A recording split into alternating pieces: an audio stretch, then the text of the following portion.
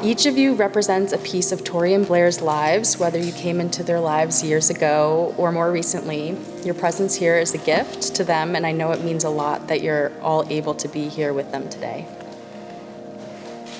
Blair and Tori, today is a milestone, a turning point in your relationship as you go from engaged to married. But looking back at how you felt going from strangers to something more, you both expressed the same feeling, lucky. After meeting at a bar mere steps down the street from where we are now, you both had the suspicion that this night was different. This person was special.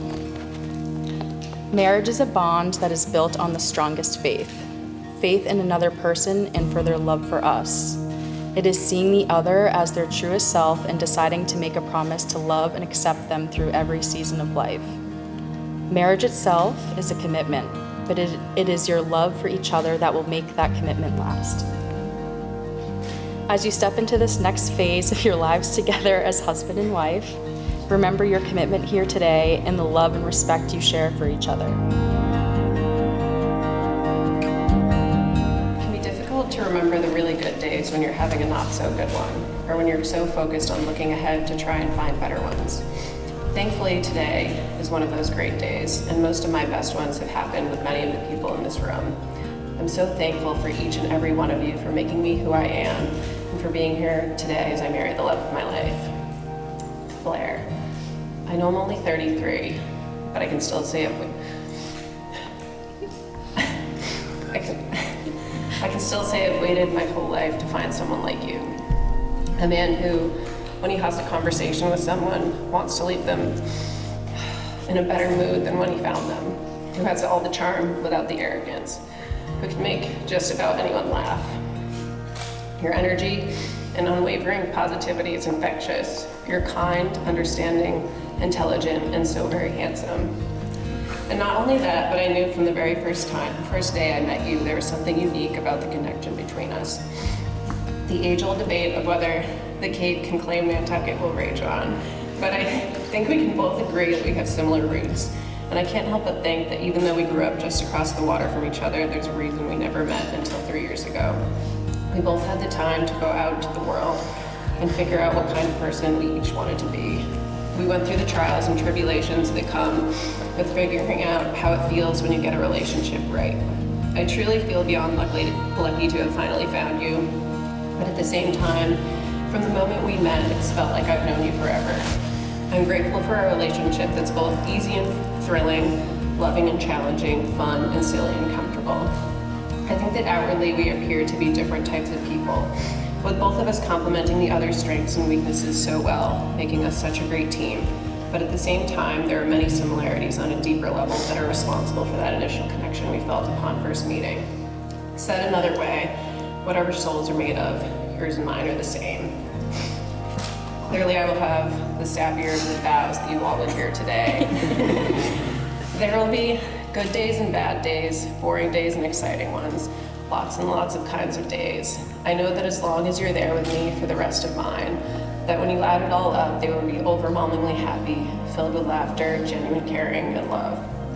So today, on the best of days, I vow to never ask you to stop doing ridiculous accents whenever the mood strikes you, to never try and dim your light, even if that means yelling loudly during a quiet lull at a concert. I vow to never stop laughing with you, to never stop communicating and trusting in each other as we look forward to whatever the future holds for us. I vow to give you the best of me and to always try to bring out the best in you. I vow to always remember us as we are today and to never take for granted what we have. Most of all, I vow to love you endlessly, forever. I first determined that we should maybe establish a safe word, but in case I cry. Anywho, Tori, I would be remiss if I didn't first acknowledge you being on time today. Thank you. Your punctuality, while rare, is fitting for this moment, for it was your perfectly timed arrival into my life that altered its course forever. We first met almost 3 years ago to this date, right down the street at Gaslight. It wasn't a fairy tale first impression by any means. After all, it was your would-be bachelorette party, and I was navigating my own relationship woes at the time. But somehow, despite the circumstances, that chance encounter felt like fate. A few months later, we took a leap of faith and went on a date. That date turned into several consecutive weekends spent together, each bringing a new adventure: hiking, kayaking, concerts, sporting events, exploring new cities, and indulging in diverse cuisines. With each new experience, our bond grew stronger and our love story unfolded. Everyone thought we were insane with how swiftly we moved, and honestly, I don't blame them. From our first date in January 2022, moving in together 5 months later, I know. Welcoming Luna into our budding family less than a year after that, to standing before each other today, about to turn the page in the next chapter of our lives. We've created countless special memories in between, and through it all, you've been a true source of inspiration for me. Facing life's challenges with you has been a breeze. The way you embrace life head on, no nonsense, no excuses, constantly showing that competitive side that strives to be the best, both personally and professionally. No matter how heavy the workload gets, you always keep your cool and never lose sight of what truly matters: quality time with friends and family. You're not only driven and passionate, but you have the kindest heart. You constantly put others first, always making sure everyone around you is okay. With that soft, easygoing nature that shines through each and every day. And of course, thank you for always laughing at my bad jokes and even worse accents. We make the most out of our days and nights, and I'm so lucky to share this beautiful life with you. You're more than I could have ever hoped for, my perfect life partner. As we stand here today, uniting Nantucket and Cape Cod, even though Nantucket beat Sandwich in the state semifinals in lacrosse. As husband and wife, I look forward to continuing this journey with you, sharing laughter, love, and making new memories. Tori, here is to turning the page, bringing Luna some pack mates, and embarking on a lifetime of adventures. I promise to cherish every moment with you, to always be your biggest fan, fellow explorer, and your loving life partner. Here's to forever with you, on time.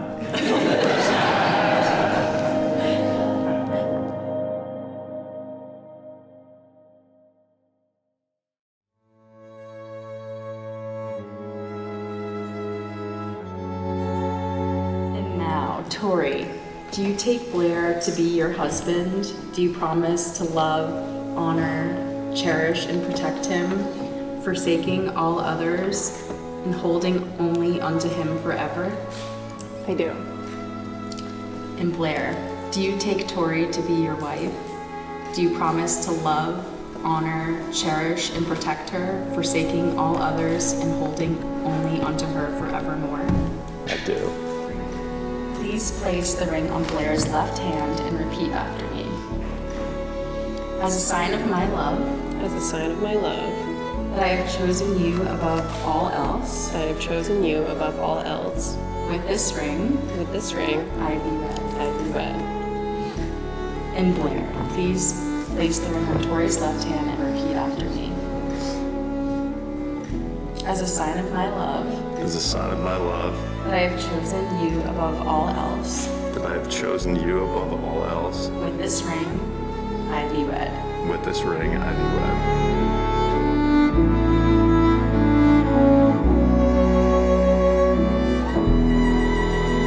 And now, by the power vested in me by the state of Massachusetts, it is my honor and delight to declare you husband and wife. You may now kiss the bride.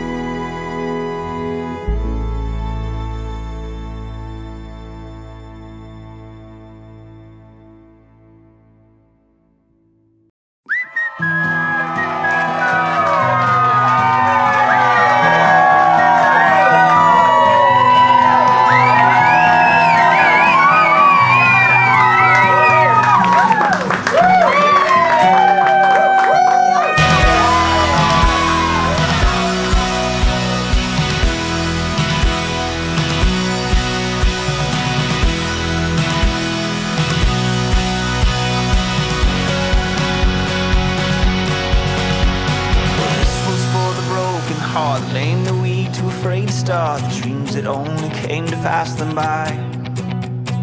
Here's to the broken man who stood and walked when he heard you can't, 'cause it shows me that faith is more than sight. Whoa.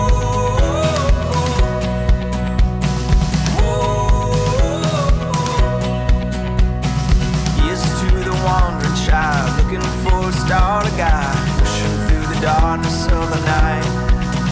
While I haven't had a chance yet to get to know Blair as well as I would have liked, in him I already see someone who adores Tori just the way she is, while also pushing her to grow, a very delicate balance. Their firstborn, fluffy child, Luna, is a good example, as Tori was previously a committed cat lady.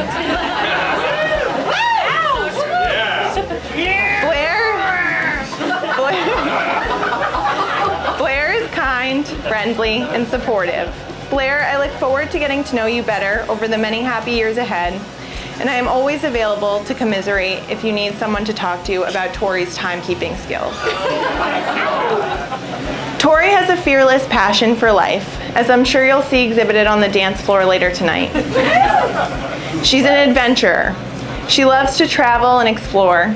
She tries interesting foods, although could never even convince me to try a steamer. And you may not know this, but at one point she even learned how to fly planes. And I still think of her when I take off as a passenger, because how cool to have such a brave friend. Despite this hobby, Tori has always been grounded. She knows who she is and what she wants, qualities I've always admired. Marriage, similar to friendship, is made in the little moments. It takes showing up for the other person every day and being both fearless and up for adventure on the crazy twists and turns of life. If our friendship is any indication, Tori will be perfect for it. Back when we had the restaurant, Blair and I were the main proprietors in the story our family likes to refer to as the kayaking incident. One night after work, Blair and I decided to go kayaking with enough booze to sink a battleship. Somehow, we lost track of time, and before you knew it, the sun was coming up. And little did we know the panic state our parents were in. It wasn't until the Coast Guard found us floundering around.